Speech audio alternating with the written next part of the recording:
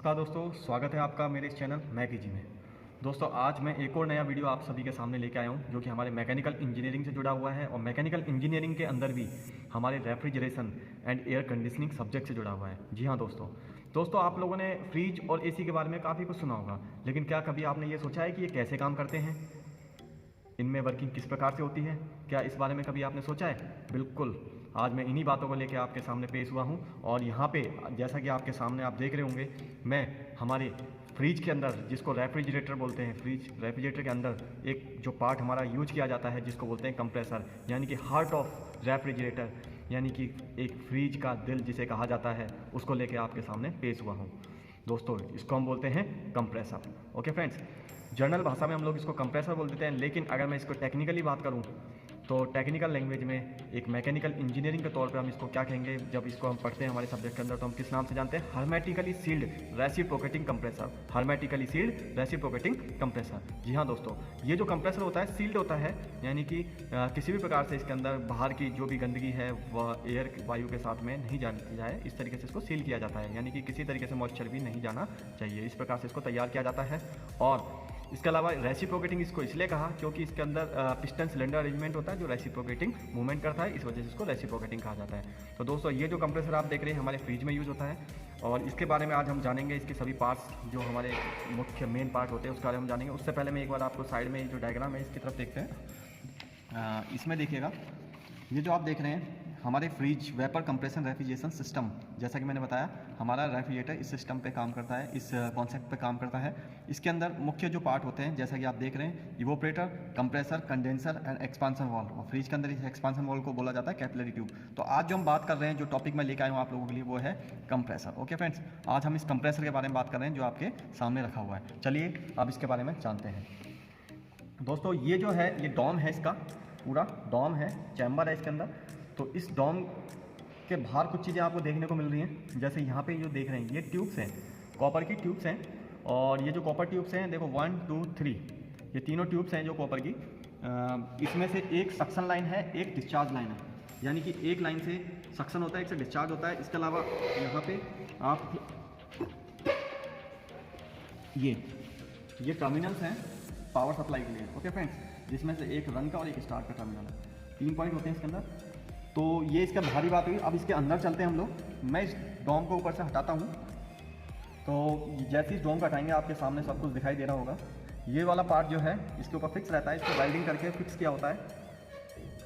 और ये जो पार्ट आप देख रहे हैं इसमें बेयरिंग रहता है, वो बेयरिंग जो होता है वो इसके अंदर, ये जो आप रोटर का जो एक पार्ट देख रहे हैं, इस रोटर के पार्ट के ऊपर यहाँ पे इस हिस्से पे फिट हो जाता है, जिससे कि ये अनबैलेंस ना हो। ओके फ्रेंड्स, तो इसको तो हम रख देते हैं साइड में, तो बात करेंगे इसके बारे में। तो फ्रेंड्स यहाँ पे आप देख रहे होंगे ये वाइंडिंग है, और जो इलेक्ट्रिक मोटर का जो भी जिस तरीके से इलेक्ट्रिक मोटर होती है हमारी, सेम वही फंडामेंटल है, इसमें और कुछ भी नहीं है। एक स्टेटर है, एक रोटर है जो घूमता है, जैसे कि ये वाला पार्ट है ये रोटर है। ओके फ्रेंड्स, तो मैंने फिलहाल ये जो हिस्सा है इसको भी बाहर निकाल लिया है। जब इसको बाहर लेंगे तो इसमें गौर से देखिएगा, यहाँ पे 1 2 3 स्प्रिंग्स आपको देखने को मिलेंगी, ये वायरिंग देखने को मिलेगी और ये ट्यूब्स देखने को मिलेंगी। ये स्प्रिंग्स इसलिए लगाई जाती हैं जो शॉक एब्जॉर्प्शन के लिए, यानी कि जो इसके अंदर जब ये पिस्टन सिलेंडर अरेंजमेंट मैंने आपको बताया इसके अंदर होता है, तो जब वो मूवमेंट करता है तो यहाँ पे वाइब्रेशंस होते हैं, तो उन वाइब्रेशंस को, उन शॉक्स को एब्जॉर्ब करने के लिए इसको लगाया जाता है। ओके फ्रेंड्स, और इसके अलावा ये कॉपर ट्यूब्स मैंने आपको बताई दी। अब ये किस चीज़ की, अभी आगे जाके मैं आपको बताऊँगा कि डिस्चार्ज की है कि सक्शन की है। ये वायरिंग्स जो टर्मिनल बताए थे उसमें से आ रहे हैं। ओके फ्रेंड्स, चलते हैं आगे अब इस वाले पार्ट पे। इसमें देखिए यहाँ पे ये रोटर है, जब मैं इसको घुमा रहा हूँ, इसको थोड़ा सा टेढ़ा करेंगे, यहाँ पे गौर से देखिएगा, वो जो रोटर घूमता है जब नीचे से, जैसे मैं घुमा के दिखाता हूँ, तो ये वाला पार्ट मूवमेंट कर रहा है। ओके, तो ये रोटर है, और ये रोटर आगे किससे कनेक्टेड है? ये यहाँ पे कनेक्टेड है कनेक्टिंग रॉड से।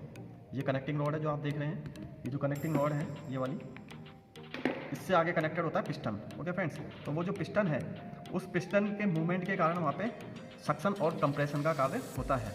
और ये जो पिन देख रहे हैं आप, ये पिन जो है, ये इस पिन का काम है ऑयल को स्प्लिट करना, यानी कि ये जो आपको अभी मैंने चैम्बर दिखाया था, इस चैम्बर में नीचे की साइड भरा रहता है ऑयल। तो वो ऑयल जब ये मूवमेंट करता है इसके अंदर फिट होने के बाद में, तो जो ऑयल है वो पूरी इसके बॉडी पे और इस वाले हिस्से पे ऑयल आके फैल जाता है, बिखर जाता है, स्प्लिट हो जाता है, जिससे कि इसका लुब्रिकेशन भी हो जाता है और टेम्परेचर भी मेंटेन रहता है। ओके फ्रेंड्स, तो इसके बाद हम बात करते हैं कि जब पिस्टन मूवमेंट करता है तो यहाँ पे इसका उद्देश्य क्या है? इसका उद्देश्य है कि इवोपरेटर से, जैसा कि मैंने आपको डायग्राम में अभी दिखाया था, इवोपरेटर से जो भी रेफ्रिजरेंट आ रहा है वेपराइज होके उसको यहाँ से सक्शन करके डिस्चार्ज कर देना। जब सक्शन होगा लो प्रेशर पे होगा और डिस्चार्ज होगा तो हाई प्रेशर पे होगा। ये सक्शन लाइन है, डिस्चार्ज लाइन है। तो यहाँ पे अब दो बात आती है, एक तो सक्शन की और एक डिस्चार्ज लाइन की। ओके, कंप्रेस होने के बाद में जब ये पिस्टन मूवमेंट करता है तो यहाँ पे आप देख पाएंगे ये वाला जो हिस्सा है, ये वाला हिस्सा जो ये आप होल देख रहे हैं, ये सक्शन के लिए है। ओके फ्रेंड्स, ये सक्शन के लिए है। और सक्शन कहाँ से होगा? सक्शन होगा जब ये इसके अंदर फिट होता है इस तरीके से और ये डॉम इसके ऊपर फिक्स होता है, तो इस पूरे चैम्बर के अंदर, इस डॉम के अंदर वेपराइज फॉर्म में हमारा रेफ्रिजरेंट आके इकट्ठा हो जाता है। और वो जो रेफ्रिजरेंट इसके अंदर घूम रहा है वो पूरा रेफ्रिजरेंट इसके द्वारा सक कर लिया जाता है, इसके द्वारा खींच लिया जाता है इस होल के द्वारा। और खींचता क्यों है? क्योंकि यहाँ पे पिस्टन मूवमेंट कर रहा है, पिस्टन मूवमेंट कर रहा है। ये रहा, तो यहाँ पे ये जो हेड है, इसका सिलेंडर का हेड है, इधर से सक्शन होने के बाद सिलेंडर हेड के माध्यम से जैसे पिस्टन नीचे जाएगा तो सिलेंडर के माध्यम से यहाँ से अंदर प्रवेश करता है हमारा रेफ्रिजरेंट। और प्रवेश करने के बाद में यहाँ से जब पिस्टन हमारा ऊपर आएगा, मूवमेंट इसका ऊपर की साइड होगा, यानी कि जब कंप्रेशन करेगा हमारा पिस्टन इस तरीके से, जैसे हमने आईसी इंजन में देखा होगा, वही कॉन्सेप्ट है। दो वाल हैं, इनलेट और आउटलेट।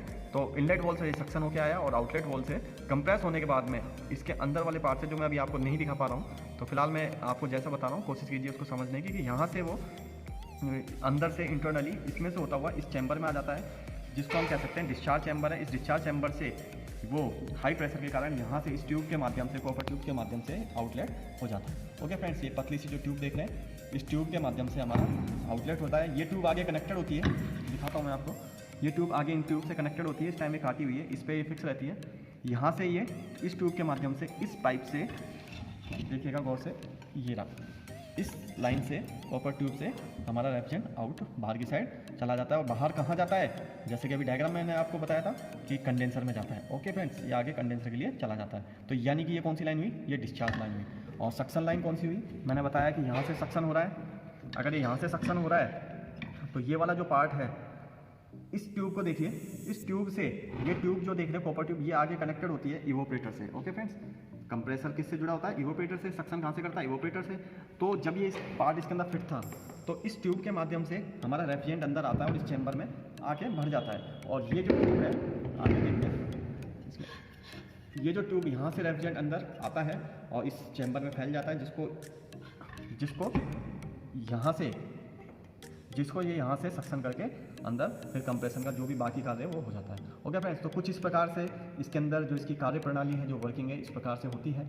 और यहाँ पे उम्मीद करूँगा कि जो भी कुछ मैंने आपको बताया आप लोगों को समझ में आया होगा। अगर फिर भी आपको कोई कन्फ्यूजन हो तो आप मेरे कमेंट बॉक्स में आप अपनी क्वेरी डाल सकते हैं, और भी इससे जुड़ी कोई बातें आपको जाननी हो तो आप मुझसे पूछ सकते हैं। ओके फ्रेंड्स, तो उम्मीद करता हूँ आपको ये वीडियो पसंद आया होगा। अगर आपको मेरा ये वीडियो पसंद आया है तो प्लीज़ मेरे मोटिवेशन के लिए इस वीडियो को लाइक, शेयर और सब्सक्राइब करना ना भूलें। बहुत बहुत धन्यवाद दोस्तों, फिर मिलेंगे। Thank you.